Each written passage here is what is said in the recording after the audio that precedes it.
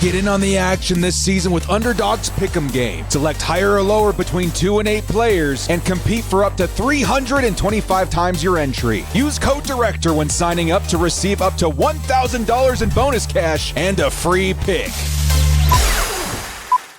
Go to Bolt Fam, it's the Director. Another week, another Monday, another episode of Mock Draft Monday, as the YouTube community likes to do. I'm going to jump in on that action. Let's run another mock draft. This time, I like to put some rules in place, right? I like to put some rules in place to make things a little bit different in terms of variety, gives us more, examples to look towards, because anything can happen in the draft, man. Anything is possible. But I do think there is kind of one rule in place that the Chargers have been carefully crafting to make sure that they can follow. That's best player available. Can the Chargers come away from this draft with some awesome impact players like they did last year? Joe Ortiz did an awesome job, and with the moves that they've made in free agency so far, it feels like they can do whatever they want.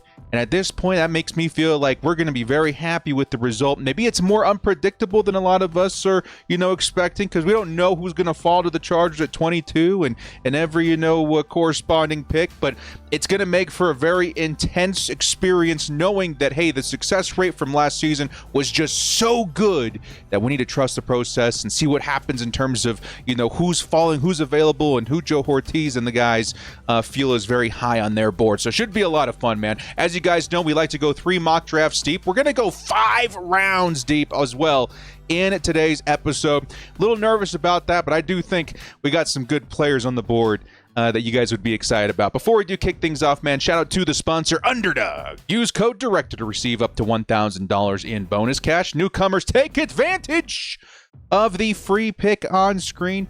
Great way to support my channel and have some fun along the way. Before we do kick off, hit us up with a like and sub. If you do enjoy this Chargers content, the small amount of time you guys take to like, sub, and bell notification helps me out a lot. Let's get into it. Lights, camera, action. Who's got it better than us? Into the end zone, Charger fans are witnesses to history!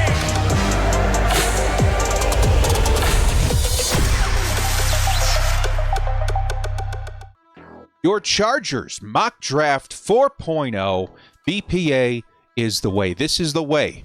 Going to be the theme of today's episode. Shout out to Dakota and his girlfriend who bumped into me at Walmart, made me feel super famous. And with that, let's jump into mock draft A. You guys know the rules. Okay, we're going to have 3 mock drafts, A, B, and C.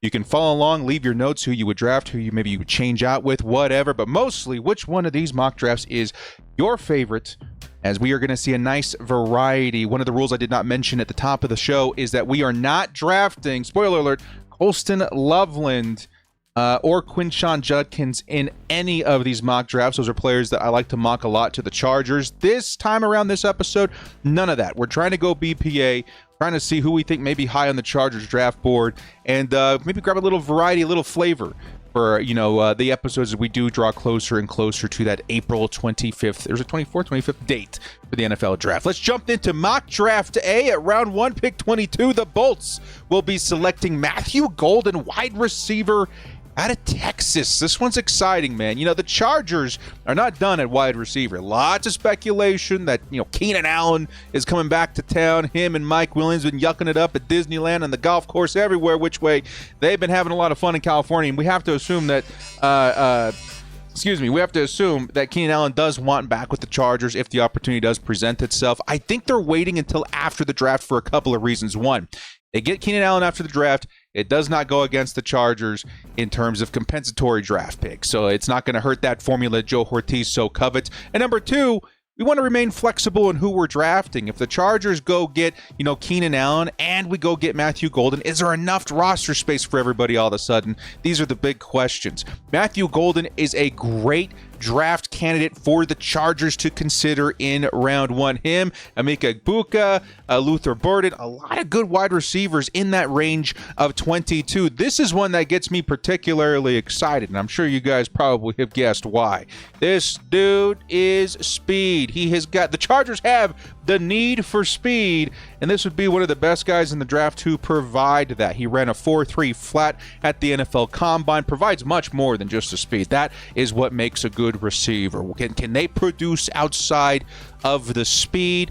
this is, yes, one of the cases where absolutely he can. Great hands, decent, good to really good route running, but more so, he's just got the hands of an outside receiver, even though he's not, the biggest guy in stature. He's not the smallest guy, either, around 6 feet. But has kind of the playmaking of an X receiver or Z receiver. Just definitely goes up there and contests for the football, comes down with it a lot more times than you would think. But the real thing that gets me excited about Matthew Golden to the Chargers is that 4.3 speed paired up with Justin Herbert's big arm. You also have the threat of Ladd McConkey, who ran a really good we all know that he's very fast. We saw it on display all last season. You get those guys paired up. Ladd McConkey, wide receiver 1. Matthew Golden, a really good wide receiver 2. All of a sudden, things are happening. The magic's here, dude. You can put Ladd in the slot confidently. You can have, Mike Williams at X. You can have Matthew Golden stretch the field. And I feel like this would be one of those moves in the first round that could really help transform the offense a little bit. So Matthew Golden, yeah, he's got my stamp of approval. Would be one of the more deadly weapons in the draft to pair up with Justin Herbert. And really, again, Chargers fans have been hoping for a weapon that can help stretch the field. We have one in Ladd McConkey, but 2 definitely makes the life a little bit better in terms of stretching the field out, getting more space for these receivers to get open. Deep part of the field, man, watch out for Matthew Golden and Justin Herbert. In round 2, again, this is draft day. In round 2, Trevion Henderson still available in a lot of mock drafts via PFF. I don't know if this is going to be the case, man. Trevion Henderson, he could go late round 1 for all we know. Very, very talented running back. Speaks to the depth of the position this season. You got Johnson out of Iowa that could be in this range. We've seen Quinshaw Judkins in this range a lot. Cam Scatterbo in this range a lot. Trevion Henderson, if he's here at 55, abso-freaking-lutely, we're running that card up to the podium and never looking back. This would be an awesome RB1 potential going forward, but at very minimum, a guy that's going to be very, very involved in the 2025 offense. He adds insane, agility, speed. He's great to find space, the hole, the outside. You get him to the outside in terms of receiving or however they're drawing up the run plays. He's going to take it to the house. This is the kind of player that you're looking at. The speed is lethal. The big plays are lethal.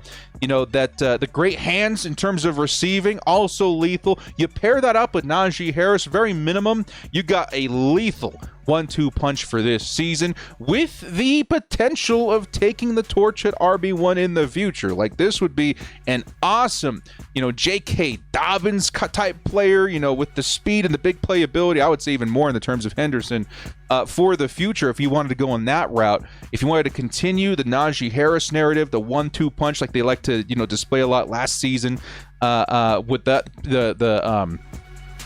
the Baltimore Ravens pairing running backs, like you can definitely see that for the future as well. But Trevion Henderson provides a lot of flexibility. He's an elite talent, an elite prospect, and I think it would be a big fan favorite for Chargers fans if he were to slip all the way to 55. I don't know if I see that happening, but again, unique draft where you are going to see some running back slide because of just the copious amount of talent that is just all over that position in this season's draft.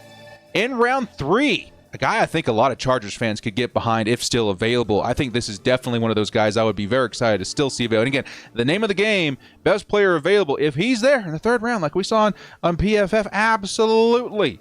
We're going for the edge out of SMU. Elijah Roberts, huge edge defender, 6'4", nearly 300 pounds. Excellent run defender, I should say, too. This guy is very good at stopping the run. He has the tools to be great in terms of a pass rusher as well. Does need a little bit of refinement in that arena, but man, a season with Khalil Mack, Jesse Minter, Tuli Tuipulotu, and all of the above is certainly going to help Elijah Roberts come up to speed. And again, this is the season to bring in a guy like this.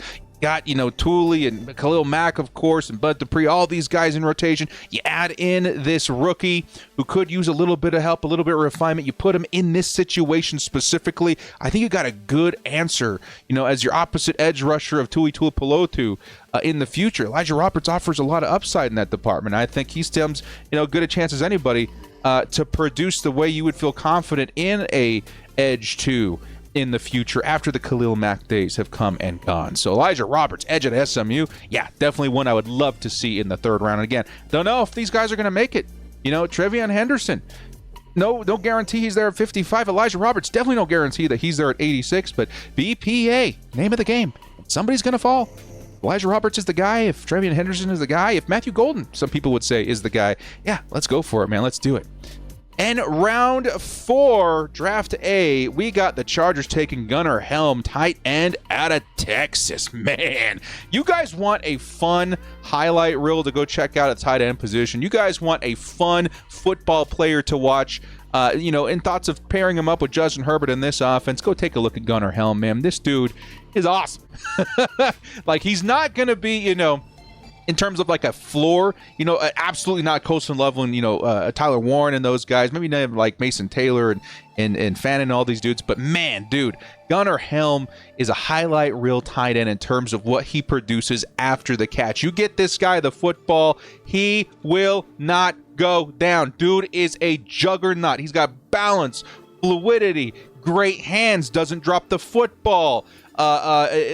Puts on moves like you're seeing in this hurdle in this image right here, man. This dude, he's a playmaker. You want to get him the football. He's exciting. You can get it to him, underneath. He'll produce first downs. Love the idea of Gunnar Helm to the Chargers. If they were deciding to say, hey, we're going to wait a little bit on tight end, there's some guys we love in the fourth and in the third, fourth, and fifth rounds. Gunnar Helm is absolutely one of those guys where I'm like, hey, this could be tight end 1.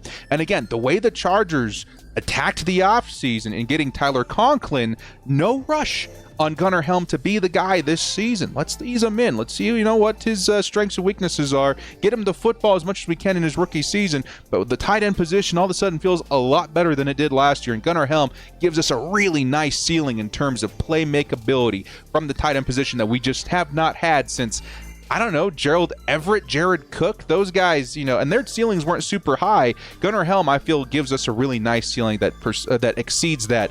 And again, if you want some fun highlight reel, type tight end highlights, then this is going to be the guy that can help produce that. So Gunnar Helm in round 4 does need help in refining his blocking, but again, he's very willing to do so. And Chargers coaching staff has proven to be an elevation of talent. So I think Gunnar Helm would see some improvement there. And again, we got our good tight end in terms of blocking already with Will Dissly. Finally, in round 5, the first round 5 you're going to see on this channel for 2025, we got Quincy Riley, cornerback, Louisville. Yeah, this is going to be a guy that I would be excited to see in the 5th round as well. Very good, versatile corner. I think mostly we're excited to see what his playability is on the outside. He's got good athleticism, decent ball skills, 17 interceptions in his career in Louisville, mind you. Very, very nice numbers there in terms of producing. Kind of does scream a Jesse Minter mid-round corner, does it not? He's got the production. He's got the traits. He's certainly good on the outside. Yeah, man, I think, again, with what we saw last year in terms of the cornerback position, I'm kind of wanting to go back to that well. Chargers are a bit needy at the position. We saw what the potential is when you pair up these young guys with good traits with Jesse Minter, Cam Hart and Tarib Still. Those guys went off. Guys like Quincy Riley, they're on my list of, hey, man, maybe they're not a starting caliber corner for most teams, but on the Chargers, we'll have to wait and see how that works out. So Quincy Riley, Louisville, give me the man in round 5 and watch him produce under Jesse Minter. There's your mock draft A. I'm going to have to say that's a very strong mock draft. It's going to be tough to top that one. Chargers come away with a nice handful of players. We'll go after it one more time.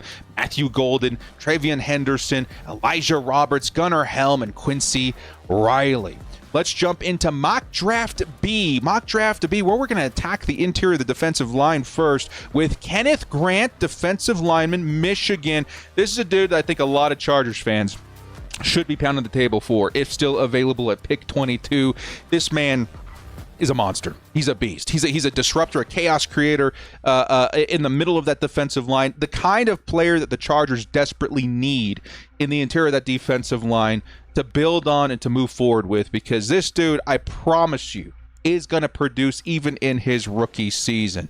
He's a mean, surprisingly agile and athletic defender for his size, but just creates havoc anywhere. You line this guy up anywhere on the defensive line, he's amazing. But I think specifically in that interior where the Chargers have, maybe needed a little help the past couple of seasons, he would be an absolute monster. And that athleticism we talked about when he paired up with his size, that shows up consistently, constantly getting behind the line. creating havoc, disrupting runs and passes and hurrying the quarterback and producing sacks. Like, this is the guy. The Michigan defensive lineman, cream of the crop this season. And if we can get one at 22, abso-freaking-lutely, we're going to be running that up to the podium and being very happy that this defense has another piece to pair up with the other, rushers that we're kind of lining up everywhere. It feels like that's kind of the nucleus of the Jesse Minter defense. You add Kenneth Grant to the mix, man, you're going to see some results. I absolutely promise you that. So Kenneth Grant at 22, if he's available, man, which I don't think he will be, but if he's there at 22, BPA all the way. Get this guy to LA and watch him play. Yes, sir. Let's go in round 2 now. This is mock draft B. We're going to go with Darian Porter. Now, there were a couple of names here I was like, is this really BPA? And this is one part of the exercise that I wanted to flex. Hey, we don't know what the draft board's going to look like for the Chargers. Darian Porter, I have to imagine, if they're confident in his, play, if they're confident in how he would produce with the team, I promise you he's going to be a lot higher on their board than most other teams because of what makes him stand out at the position. A very rare blend of size and speed. This is a 6'4" cornerback that ran a 4.3 flat at the combine. Also, a former wide receiver, can produce great results in terms of turnover. This is not, your run-of-the-mill, third, fourth, fifth round pick a corner. This is a very, very, high ceiling in the right situation, elite cornerback. His name is escaping me right now. What's his name out of Seattle? The really big cornerback in Seattle. Kind of feels like the same, wheelhouse sort of player. It's going to drive me crazy. I absolutely know that guy. And it feels like in this situation, in zone coverage especially, but in the situation with Jesse Minter, this is a second-round pick that could really, really pop for this team. And I do feel like is it Tariq Woolen? There it is, Tariq Woolen, who is definitely a great pickup by Seattle. You could see something maybe similar in Darian Porter with the Chargers, who, again, just like we said with Quincy Riley, would thrive in this position, in this environment with the Chargers. All right, so Darian Porter, a 6'4", 4.3 flat running, 40, just a monster of a cornerback that in this situation I think would be an excellent outside option for the Chargers. Even in this season, I think he would be an awesome, solution to, we'll say a lack of corner help that we've been looking at this year. So Darian Porter out of Iowa State, great cornerback option for the Chargers in round 2. In round 3, a guy that's building up some steam in terms of big names at the running back position. In day 2, RJ Harvey, running back out of UCF.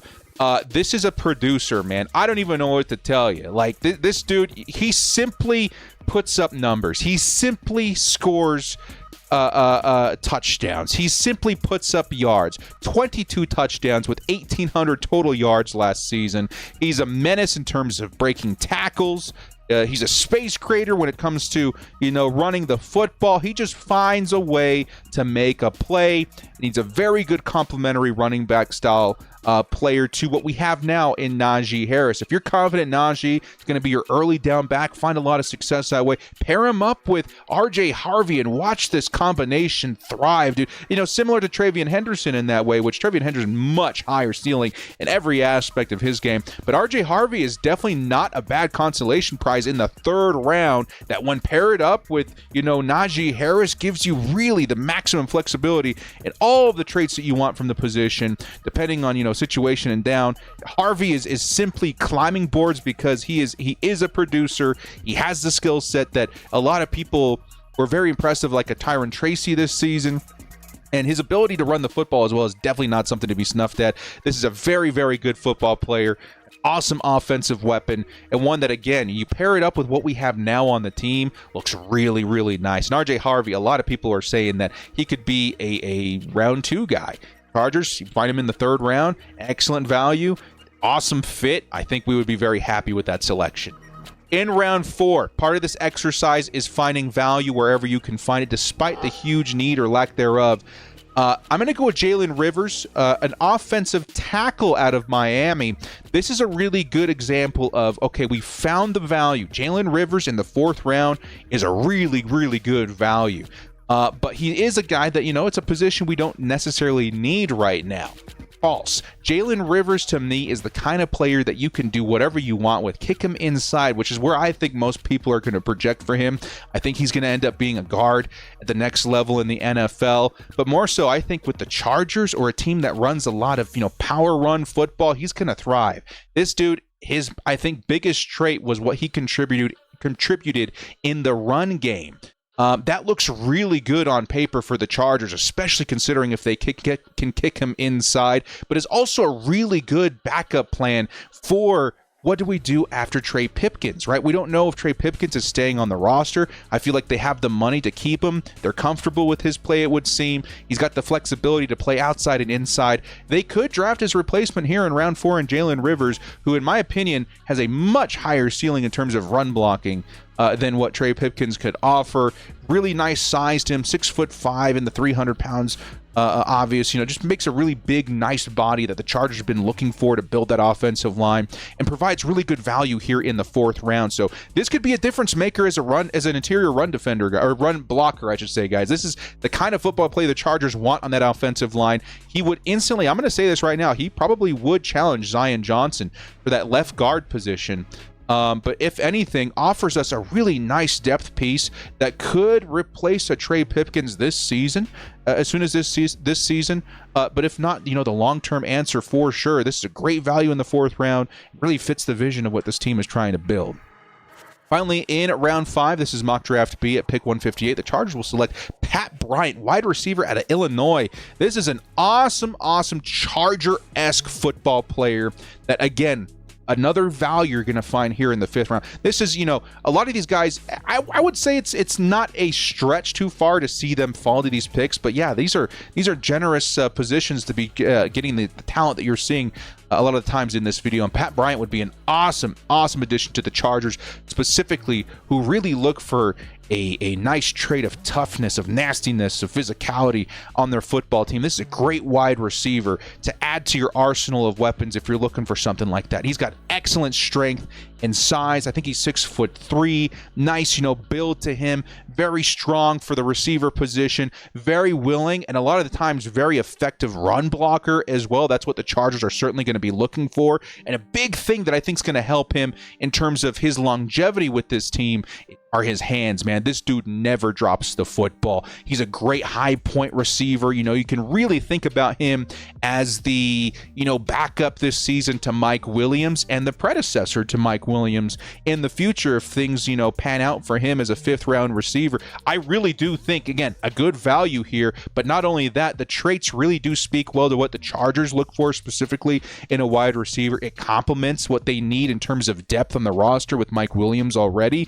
And again, he brings the element that the team is looking for: toughness, physicality, nastiness, size, strength. That's what you're looking for. So Pat Bryant would be an excellent option for the Chargers, especially here in the 5th round, if that's what you're looking for to complement, or I should say to back up a Mike Williams, who we all know as Chargers fans can sometimes struggle to stay on the field. Pat Bryant keeps that consistency of skill traits on the team if that were to happen.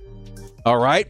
So Pat Bryant, that's going to be mock draft B. Let's go after it one more time. Kenneth Grant, some nastiness in this mock draft.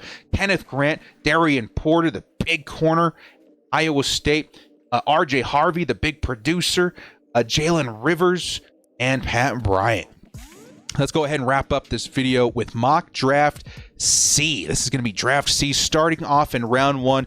This is an awesome opportunity to what am I saying? Cover our bases, I would say, with what I think the Chargers are looking for. I'm honestly thinking, maybe outside of Colston Loveland and some of the obvious picks that we've been making over the course of this mock draft season, I really think that the idea of one of these guys falling to the Chargers at the defensive line position is very likely. I think the team is really looking at the defensive line class and saying, hey, this is the answer to our prayers. We're a trenches team.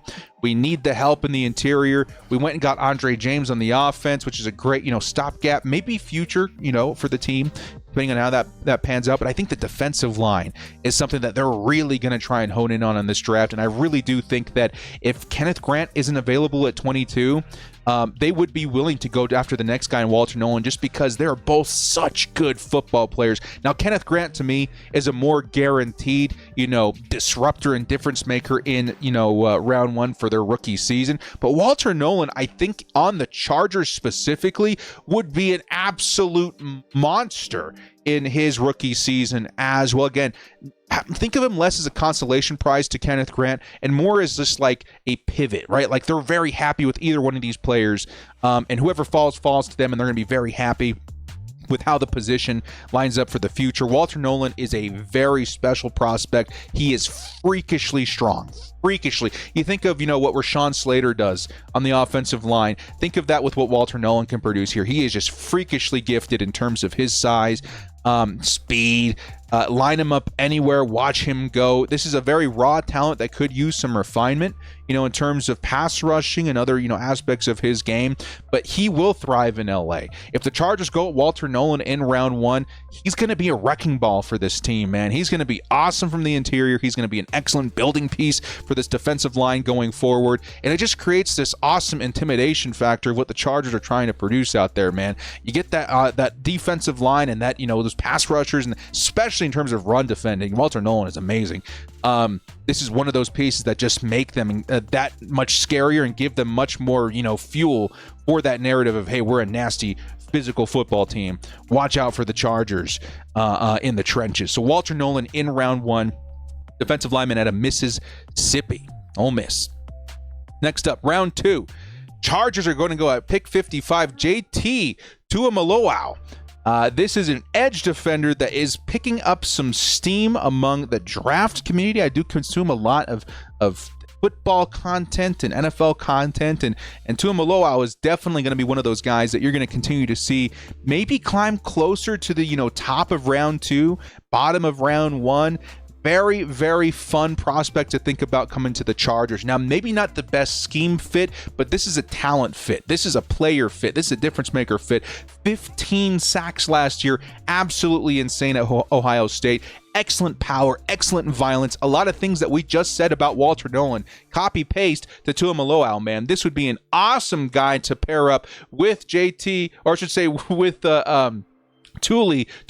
You guys can imagine the edge position for the Chargers, Tuipulotu and Tuimoloau on both sides, man. Like, watch out for this Chargers rush unit, man. They're going to go absolutely insane. Now, again, kind of like Walter Nolan, kind of like some other guys that we've seen so far, does need a little bit of refinement, but with Minter and Khalil Mack and a lot of these guys, I think you can really add a lot to his, arsenal. You can, bring him in gradually as he's going to be, rotating with Khalil Mack and Tuipulotu and all these guys. I just think the value, again, maybe not the best fit, maybe not the best this and that, but my goodness, is it an awesome value at pick 55? I see him here every once in so often. I'm like, man, we'll find a way to make it work. And he'll be awesome for this football team. He's a great football player. He's a producer. He's violent and nasty and powerful and explosive, all the things that, I would want to see opposite Tuipulotu in the future, but certainly a great player to add to the mix with Khalil Mack and company this season. So Tuimoloau, definitely one of my favorites if he ends up falling to the Chargers there in round two. Next up, round three, the Chargers. I couldn't resist, man. I wanted to try and keep it, new players for the most part. We haven't seen in my mock drafts before, but in round three, this is just such a great value to me, man. Like, this is a tight end that is tight end one going forward. Terrence Ferguson out of Oregon, tight end. This would be, the Justin Herbert guy. Obviously there's a fit here. This is an Oregon dude. They like to run a certain way. The Justin Herbert's obviously the blueprint of that. And this is what you want from the position. You want a producer. You want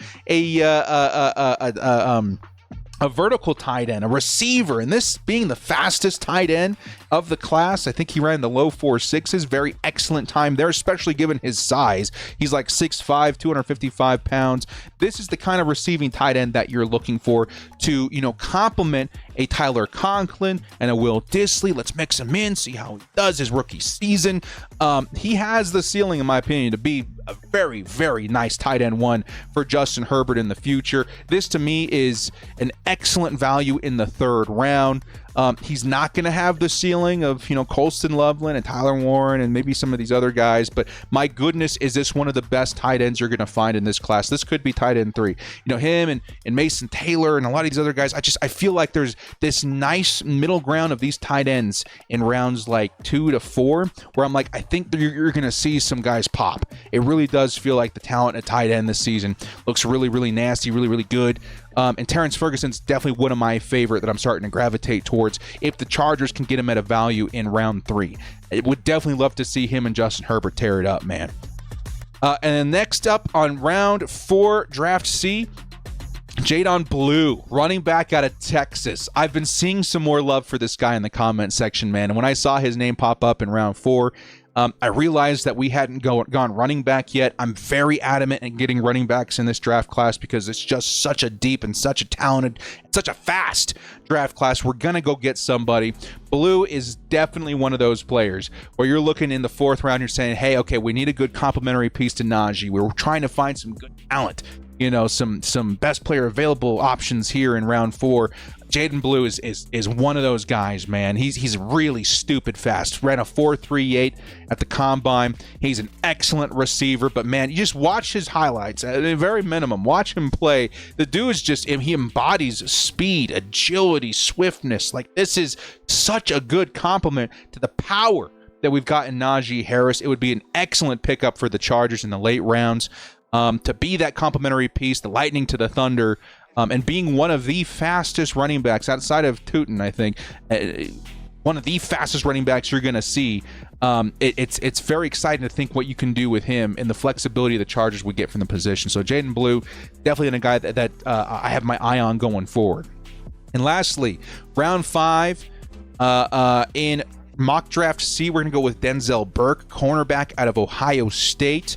And you saw a couple of those, right? Quincy Riley was also in the 5th round in the first mock draft. I like Denzel Burke a lot, too. This is a nice, physical outside corner. He's a good size at like 6 foot, 6'1". He's good in zone, but most of all, he's got a lot of good experience, man. This is an experienced outside corner.